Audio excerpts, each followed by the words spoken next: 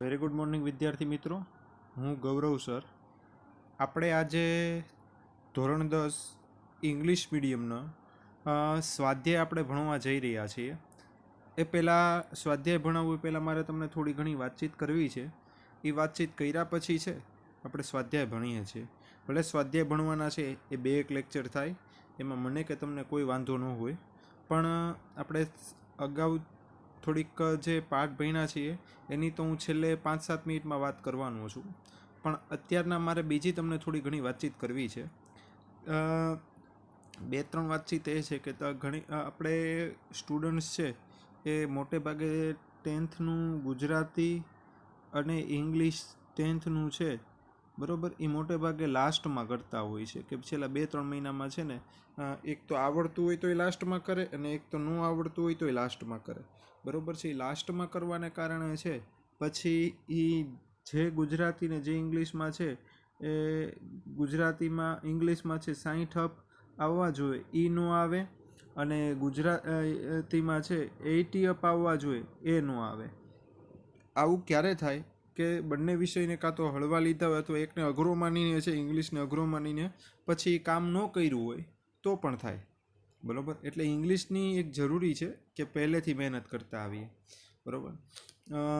અને એની માટે છે હવે ઘણી વખત કે સાહેબ અમારે ઇંગ્લિશ શીખવું હોય તો શું કરવાનું. બરાબર. તો મેં પહેલાં લેક્ચરમાં કીધું હતું કે જો તમારે ઇંગ્લિશ શીખવું હોય છે, જો તમારે ઇંગ્લિશ શીખવાની પહેલેથી જ ઈચ્છા છે, તો એક તો વ્યાકરણ માટે શું કરવાનું, તો 9 કાળ છે, 9 કાળ મુખ્ય છે, ટેન્સીસ 9 કાળ. બરાબર છે. એના 27 સૂત્ર, કારણ કે એક કાળનું એક સૂત્ર ન હોય, 3 સૂત્ર હોય, હકાર નકાર અને પ્રશ્નાર્થનું. હકાર નકાર અને પ્રશ્નાર્થના 3 સૂત્ર. બરાબર. એવી રીતના 9 કાળના 27 સૂત્ર થાય. 27 સૂત્ર તમારે છે એ કરી નાખવાના. બરાબર છે. તો આ રીતના કરશો ને તમે, તો તમને એક પેલું કોન્ફિડન્સ આવશે. જો તમે થોડો આજુબાજુ અવાજ આવે તો એટલું સહન કરી લેજો. કાળમાં 9 કાળ છે, 9 કાળ આવડી જશે એટલે ખાલી કાળ જ નહીં આવડે, યાદ રાખજો. તમને એક તો વાક્ય રચના આવડી જશે. 9 કાળ આવડશે ને એટલે વાક્ય રચના આવડી જશે. બરાબર છે. પછી 9 કાળ આવડશે, વાક્ય રચના આવડી જશે. બરાબર છે. પછી બીજો ફાયદો એવો થશે, વાક્ય રચના કરશો પછી બીજો ફાયદો એવો થશે કે તમે એની ઉપરથી એક્ટિવ પેસિવની ગણતરી, એક્ટિવ પેસિવનું કામ કરી શકશો. બરાબર છે. જે દરેક 12મા ધોરણ સુધી તમારે એક્ટિવ પેસિવ પૂછાય છે. પછી છે તમે ઇનડાયરેક્ટ સ્પીચનું કામ કરી શકશો. જે 12મા ધોરણ તો ઠીક છે, પણ એક્ટિવ પેસિવ ને ઇનડાયરેક્ટ સ્પીચ તો છે એ તમે ગવર્મેન્ટની કોમ્પિટિટિવ એક્ઝામ દો, જીપીએસસીની કે એની એક્ઝામ દો તો એમાંય તમને કામ લાગે છે. બરાબર છે. તો આ બધું તમારે ખરેખર તમને છેલ્લે સુધી કામ લાગશે એવું છે. બરાબર છે. તો મારો કહેવાનો અર્થ એવો છે કે તમે છે ઇંગ્લિશમાં છે વ્યાકરણ માટે તમે કાળ કરતા રહ્યો વ્યાકરણ માટે. બરાબર. કાળ કરશો ને, બરાબર, એટલે તમને એ ફાયદો થશે કે તમે એમાંથી ઇનડાયરેક્ટ સ્પીચ કરી શકશો, એટલે કે રિપોર્ટેડ સ્પીચ કરી શકશો, એક્ટિવ પેસિવ કરી શકશો. બરાબર છે. ચેન્જ ધ ટેક્સ્ટ કરી શકશો. બરાબર છે. પછી વર્બ ફોર્મ તમને આવડશે, વર્બ ફોર્મની ખાલી જગ્યા પૂછાય એ આવડશે. બરાબર છે. પછી એરર માં પ્રોબ્લેમ, વાક્ય પેરેગ્રાફ એરર કરેક્ટિંગના પેરેગ્રાફ હોય એ આવડે. બરાબર. એટલે વ્યાકરણનો બેઝ જ કાળ છે. એટલે તમારે વ્યાકરણ ખૂબ સારી રીતે કરવું જોઈએ. ઘણી બધી વખત છોકરાઓને પ્રશ્ન થાય કે વ્યાકરણ કઈ બુકમાંથી સારી રીતના કરવું. તો હું વ્યાકરણ તમને છે કોઈ બુકનો રેફરન્સ નથી આપતો. પ્રેક્ટિસ કરવા માટે હું છેલ્લે બુકનો રેફરન્સ આપું છું, પણ બાકી આપણે ટ્યુશન શરૂ થશે, બરાબર છે, ત્યારે હું બોર્ડ ઉપર 9 કાળ બહુ મસ્ત રીતે કરાવી દઈશ. બરાબર છે.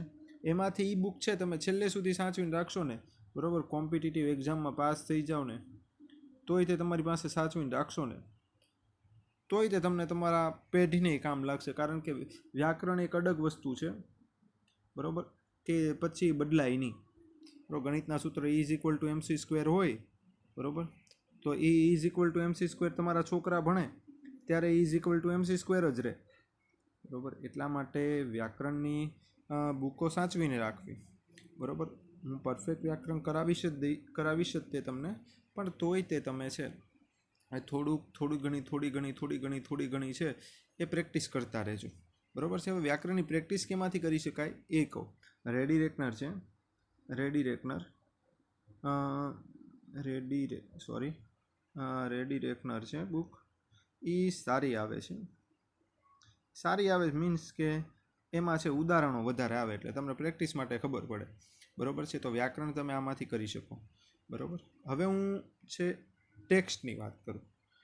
ટેક્સ્ટ બુકનું શું કરવાનું તમારે, તો ટેક્સ્ટ બુકની છે ને વોકેબ્યુલરી કરી નાખવાની, બરાબર છે. વોક્યુબ્યુલરી કરી નાખવાની, એટલું યાદ રાખવાનું. ટેક્સ્ટ બુકનું તમારે શું કરી નાખવાનું, તો વોકેબ્યુલરી કરી નાખવાની. વોક્યુબ્યુલરી એટલે શું? શબ્દ ભંડોળ. શબ્દ ભંડોળમાં શું આવે, તો કે સિમિલર વર્ડ આવે, બરાબર છે. પછી ઓપોઝિટ વર્ડ આવે. સિમિલર એટલે સમાનાર્થી અને ઓપોઝિટ એટલે વિરુદ્ધાર્થી.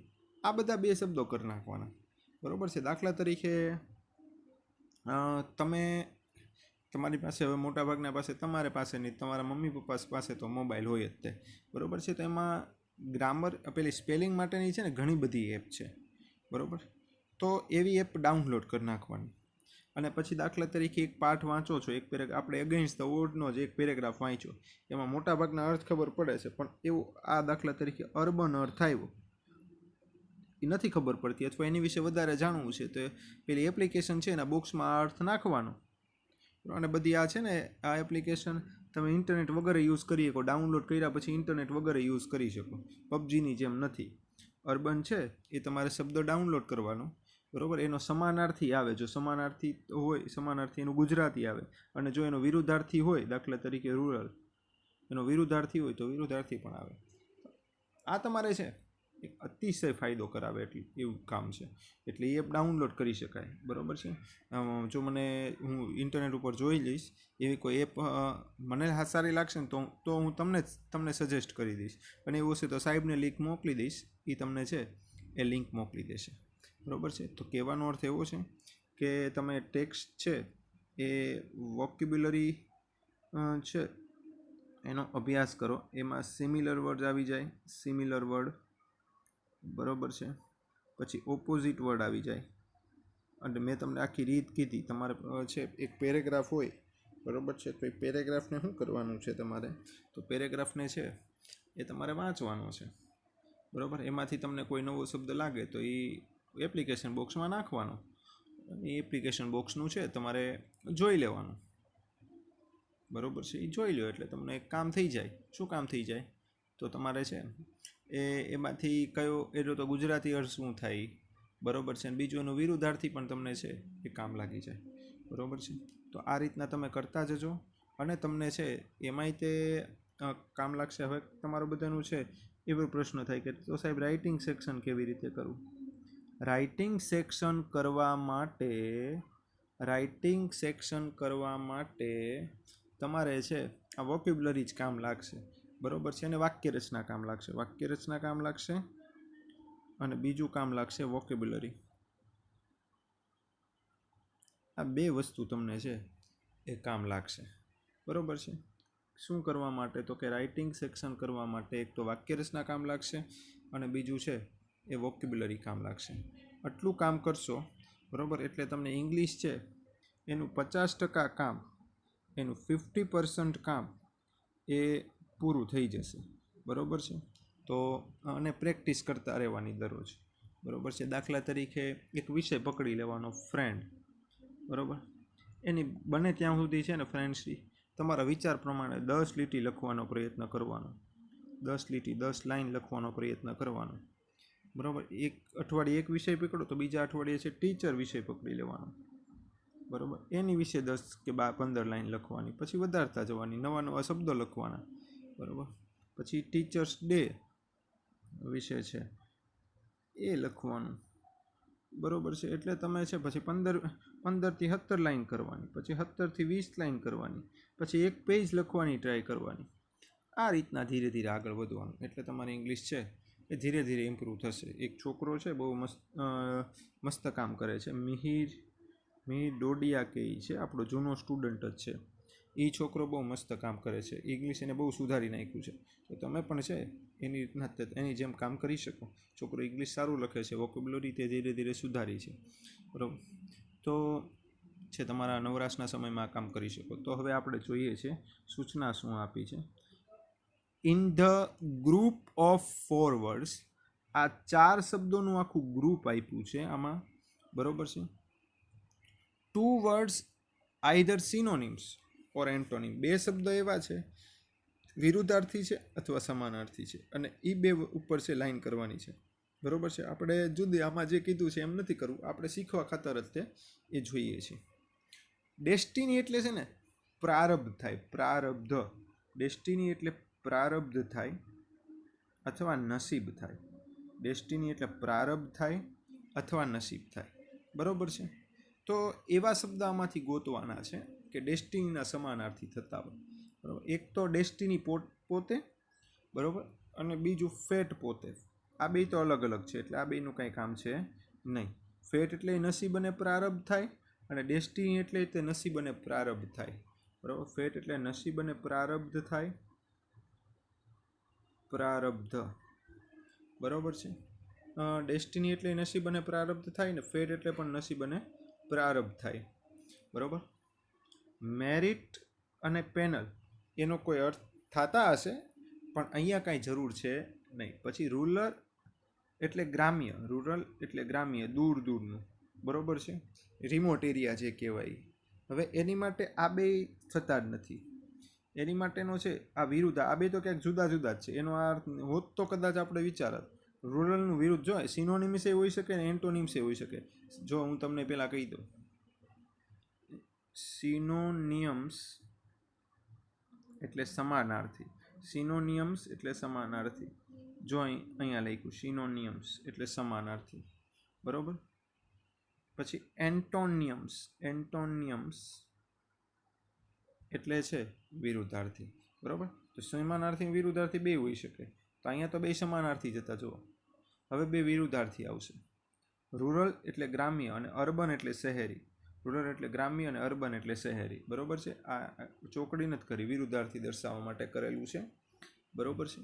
પછી ત્રીજું ઉદાહરણ જોઈએ, સ્ટર્ડી એટલે મજબૂત. સ્ટર્ડી એટલે મજબૂત. જો પછી આ વીકલી, આ વીકલી છે, વીકલી આ અર્થ ખોટો છે, બરાબર. કારણ કે આ વીકલી એટલે અઠવાડિયક થાય, અઠવાડિયક,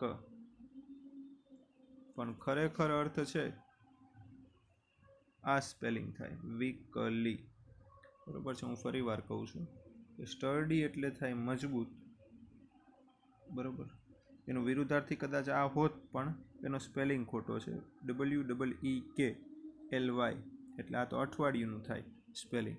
એનો સ્પેલિંગ ખરેખર આમ હોવો જોઈએ, તો આપણું છે એ સાચું પડે. ફરી વાર, સ્ટર્ડી એટલે થાય મજબૂત, બરાબર. તો મજબૂતનું વિરુદ્ધાર્થી હોઈ શકે આ, પણ અહીંયા વિરુદ્ધાર્થી નથી, કારણ કે સ્પેલિંગ ખોટો છે. એટલે સ્પેલિંગ ખરેખર આમ છે, હોવો આમ જોઈએ, બરાબર. એટલે આ જવાબ નહીં આવે, સ્ટ્રોંગ જવાબ આવશે. સ્ટર્ડી એટલે સ્ટ્રોંગ. અહીંયા સમાનાર્થી આપેલો છે, બીજામાં વિરુદ્ધાર્થી હતો, એમ અહીંયા સમાનાર્થી છે. ડિઝાયર, ડિઝાયર એટલે ઈચ્છા, ડિઝાયર એટલે ઈચ્છા, બરાબર છે. પછી વિશ એટલે પણ ઈચ્છા થાય, અહીંયા પણ સમાનાર્થી છે. ડિઝાયર એટલે પણ ઈચ્છા અને વિશ એટલે પણ ઈચ્છા, બરાબર. એ સમાનાર્થી છે. ડિઝાયર એટલે ઈચ્છા અને વિશ એટલે પણ શું થશે, તો કે ઈચ્છા થશે. ડિઝાયર એટલે ઈચ્છા અને વિશ એટલે પણ શું થશે, તો ઈચ્છા થશે, બરાબર છે. એટલે બંને સમાનાર્થી છે. ચીપ એટલે સસ્તું, ચીપ એટલે સસ્તું, બરાબર. કોસ્ટલી એટલે મોંઘું. ચીપ એટલે સસ્તું ને કોસ્ટ, અહીંયા વિરુદ્ધાર્થી છે, જુઓ તમે, બરાબર. ચીપ એટલે સસ્તું ને કોસ્ટલી એટલે મોંઘું, આ વિરુદ્ધાર્થી છે, યાદ રાખજો, બરાબર. ચીપ સસ્તું, કોસ્ટલી મોંઘું. બેનિફિટ, બેનિફિટ એટલે ફાયદો, બેનિફિટ એટલે ફાયદો, બરાબર. અને ડિસએડવાન્ટેજ એટલે ગેરફાયદો, ડિસએડવાન્ટેજ એટલે ગેરફાયદો, બેનિફિટ એટલે ફાયદો અને ડિસએડવાન્ટેજ એટલે ગેરફાયદો. બરાબર, અંડરલાઇન કરી નાખજો. બેનિફિટ એટલે ફાયદો ને ડિસએડવાન્ટેજ એટલે ગેરફાયદો. બાકીના બે આમાં અહીંયા જરૂર છે એવા આપણા અર્થ છે નહીં. રિઝોલ્યુશન એટલે પ્રસ્તાવ, રિઝોલ્યુશન એટલે પ્રસ્તાવ. બરાબર, પછી એની માટે બીજો કોઈ સમાનાર્થી છે નહીં રિઝોલ્યુશન માટે. એટલે ડિટર્મિનેશન એટલે નિર્ણય અને ડિસિઝન એટલે નિર્ણય, એ બંને સમાનાર્થી છે. ડિટર્મિનેશન એટલે નિર્ણય, બરાબર છે, અને ડિસિઝન એટલે નિર્ણય, એટલે આ બે સમાનાર્થી છે. આનો અર્થ નથી, આ બે ક્યાંક જુદું જુદું છે એટલા માટે. રિઝોલ્યુશન એટલે પ્રસ્તાવ, ક્રાફ્ટ એટલે છે ઘડવું થાય, એટલે બંને અર્થ જુદા જુદા છે. પછી ક્યુરિયસ એટલે જિજ્ઞાસુ, ક્યુરિયસ એટલે જિજ્ઞાસુ, બરોબર છે, ક્યુરિયસ એટલે જિજ્ઞાસુ. પછી એનું વિરુદ્ધાર્થી છે અહીંયા ઇનક્યુરિયસ છે. ક્યુરિયસ એટલે જિજ્ઞાસુ અને એનું વિરુદ્ધાર્થી અહીંયા છે ઇનક્યુરિયસ છે. બરોબર છે, ક્યુરિયસ તો ઇનક્યુરિયસ છે એનું વિરુદ્ધાર્થી. બરોબર છે, અહીંયા વિરુદ્ધાર્થી આપેલા છે આ બે. પછી છે છેલ્લું ઓપોર્ચ્યુનિટી એટલે તક, ઓપોર્ચ્યુનિટી એટલે તક અને ચાન્સ એટલે પણ તક થાય. ઓપોર્ચ્યુનિટી એટલે તક અને ચાન્સ એટલે પણ તક થાય. બરોબર છે, આમાં જે લખાયું છે એ બાજુમાં લખાવી દઉં છું, એક વખત બોલી જાઉં છું, સાથે લખવા માંડજો. અહીંયા છે સિનોનિમ્સની વાત કરેલી છે. બરોબર, ડેસ્ટિની એટલે નસીબ ને ફેટ એટલે નસીબ. સિનોનિમની વાત કરેલી છે, ડેસ્ટિની એટલે નસીબ ને ફેટ એટલે નસીબ. અહીંયા એન્ટોનિમની એટલે કે વિરુદ્ધાર્થીની વાત કરેલી છે. રૂરલ એટલે ગ્રામ્ય અને અર્બન એટલે શહેરી. રૂરલ એટલે ગ્રામ્ય અને અર્બન એટલે શહેરી. બરોબર, પછી અહીંયા છે સ્ટર્ડીવાળામાં સમાનાર્થીની વાત કરેલી છે. તો સ્ટર્ડી એટલે મજબૂત અને સ્ટ્રોંગ એટલે પણ મજબૂત. સ્ટર્ડી એટલે મજબૂત અને સ્ટ્રોંગ એટલે મજબૂત. પછી ડિઝાયરવાળી વાત કરેલી છે, એમાંય સમાનાર્થી છે. ડિઝાયર એટલે ઈચ્છા અને વિશ એટલે ઈચ્છા. ડિઝાયર એટલે ઈચ્છા અને વિશ એટલે ઈચ્છા, સમાનાર્થી. પછી અહીંયા વિરુદ્ધાર્થીની વાત છે. ચીપ એટલે સસ્તું અને કોસ્ટલી એટલે મોંઘું. ચીપ એટલે સસ્તું અને કોસ્ટલી એટલે મોંઘું. બરોબર છે, વિરુદ્ધાર્થી છે. પછી અહીંયા છે એ વિરુદ્ધાર્થી જ છે, ડિસએડવાન્ટેજ વાળું. બરોબર, વિરુદ્ધાર્થી છે. બેનિફિટ એટલે ફાયદો ને ડિસએડવાન્ટેજ એટલે ગેરફાયદો. બેનિફિટ એટલે ફાયદો અને ડિસએડવાન્ટેજ એટલે ગેરફાયદો. પછી અહીંયા છે સમાનાર્થી છે. ડિટર્મિનેશન એટલે નિર્ણય ને ડિસિઝન એટલે નિર્ણય. ડિટર્મિનેશન એટલે નિર્ણય ને ડિસિઝન એટલે નિર્ણય. પછી ક્યુરિયસ અને ઇનક્યુરિયસ. ક્યુરિયસ અને ઇનક્યુરિયસ અહીંયા વિરુદ્ધાર્થી છે. ક્યુરિયસ એટલે જિજ્ઞાસુ અને ઇનક્યુરિયસ એટલે જિજ્ઞાસુ ન હોય તેવો, આળસુ કે. અહીંયા સમાનાર્થી છે. ઓપોર્ચ્યુનિટી એટલે તક અને ચાન્સ એટલે પણ તક. બરોબર છે, તો એ રીતના થયું. આગળ જોઈએ. હવે છે આપણે આ ખાલી જગ્યા પૂરવી છે. Arzoo wanted a job and officer. આરઝુને ઓફિસર તરીકેની જોબ જોતી છે. સો સી ખાલી જગ્યા ફોર ધ જોબ. બરોબર, હવે મારે કોઈ જોબ જોતી હોય, બરોબર, તો હું એમાં સીધો કામ કરવા માંડું કે એમાં મારે અપ્લાય કરવું પડે, એપ્લિકેશન કરવી પડે? પણ જોબ જોતી હોય તો એપ્લિકેશન કરવી પડે. પછી લોકો હા પાડે તો ત્યાં વર્ક કરવા જવાય, એટલે અહીંયા અપ્લાઈડ. હવે દાખલા તરીકે તો રોજગારી જ વહી જાય ને, બેરોજગારી જ દૂર થઈ જાય ને. બરોબર, ગમે એને જોબ જોતી હોય સીધા કામ કરવા માંડે તો એમ ન થઈ શકે. એટલે પહેલાં અપ્લાય કરવું પડે, ત્યાંના લોકો હા પાડે આપણી કાબેલિયતની પ્રમાણે, તો આપણે કામ છે એ ત્યાં કરી શકીએ. એટલે અપ્લાઈડ આવશે. અવર સોસાયટી ખાલી જગ્યા ₹3,50,000 ફોર રિલીફ ફંડ. રાહતના ફાળા માટે. બરોબર, આપણે પાઠ ભણ્યા અવર સોસાયટી રિલીફ ફંડ માટે છે. પુલ્ડ ઇન કે ગેવ. બરોબર છે, અમારી સોસાયટીએ રાહત ફંડ માટે છે એ આપ્યા, ભેગા કર્યાની પણ એને આપ્યા. બરોબર, રાહત ફંડ એટલે બીજા લોકો ઉઘરાવતા હોય ને આ લોકો આપે. એક જ મિનિટ. અવર સોસાયટી પુલ્ડ ઇનની ભેગા કર્યા. પુલ્ડ ઇન એટલે કલેક્ટ કરવું, ભેગું કરવું, કલેક્ટ કરવું, ભેગું કરવું. બરોબર છે, પુલ્ડ ઇનનો અર્થ જ એ થાય. અમારી સોસાયટીએ છે રાહત ફંડ માટે ભેગા કર્યા પછી એ સંસ્થાને આપ્યા હોય એમ. Anandnagar has no electricity, so the GEB is going to establish ખાલી ગયા ધેર, બરોબર. તો શું ત્યાં બાંધવાના છે? તો મિની ગ્રીડ, ઓલી સોલર પેનલ ઊભી કરો. ગ્રીડ આવું આવે, બરોબર છે. ગ્રીડ આ ગ્રીડ નો આવે, આ ગ્રીડ એટલે લોભી થાય. પછી ધ લોક સંસાર a new scheme of a flat, બરોબર. ફ્લેટની સ્કીમ છે, બરોબર. બુક લોન્ચ થાય, પુસ્તક લોન્ચ થાય, મૂવી લોન્ચ થાય અને ન્યૂ સ્કીમ છે ડિક્લેર થાય. એટલે અહીંયા આવશે ડિક્લેર. આમાં કંઈ મારી ભૂલ હોય તો તમે તારે કેવું, તમે ક્યાંક જોવો તોની વાત છે, બરોબર છે. અહીંયા છે આપણે આ પૂરું થયું. હવે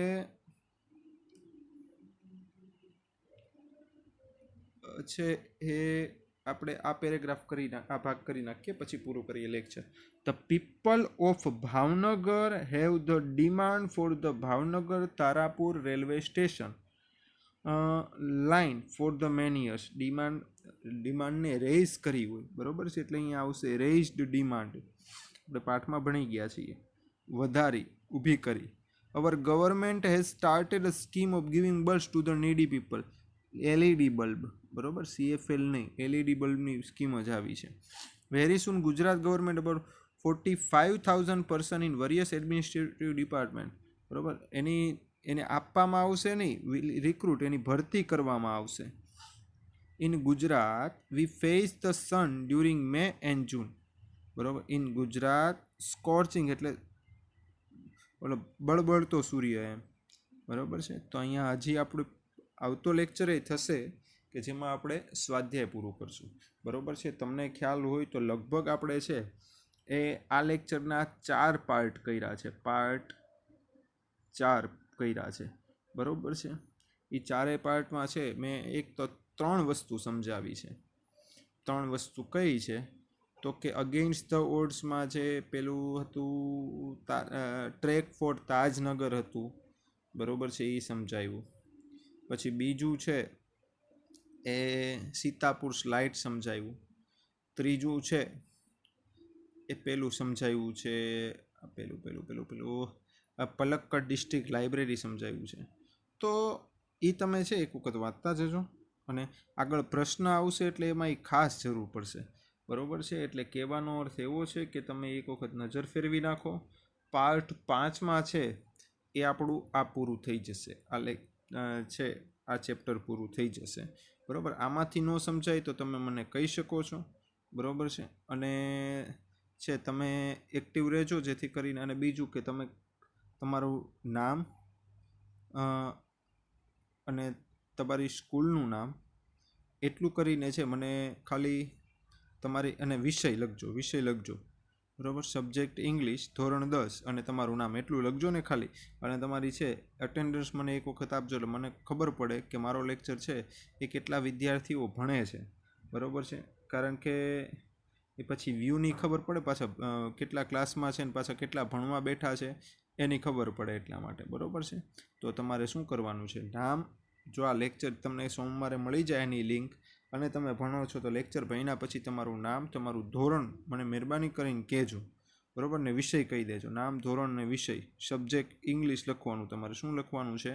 સબ્જેક્ટ ઇંગ્લિશ લખવાનું છે, બરોબર છે. અહીંયા પાર્ટ છે એ 5મો આપણે પૂરો કરીએ છીએ અને 6ઠ્ઠો પાર્ટ છે એ આપણે આવતા લેક્ચરમાં કરશું, અને એ લેક્ચરમાં છે આપણે આ પાઠ પૂરો થઈ જશે. Thank you very much. Thank you.